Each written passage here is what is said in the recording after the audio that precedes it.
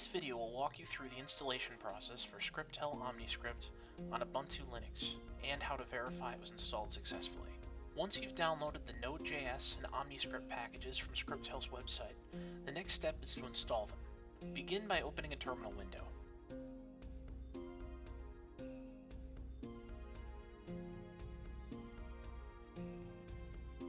Change directory to the directory containing the packages you just downloaded.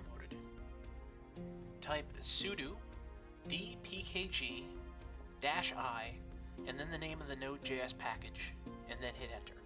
The command window will ask you for your administrator password to install the package. Enter the password and hit enter. You will not see anything while you're typing, but your password is still being captured. The command window will display the output of the node.js installation. When it is completed, you will be returned to a prompt.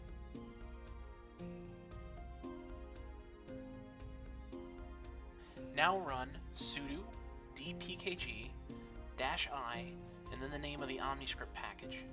Hit enter. You'll see OmniScript installing in the terminal. When this is completed, you'll be returned to a prompt. Type exit and hit enter. OmniScript has now been successfly installed.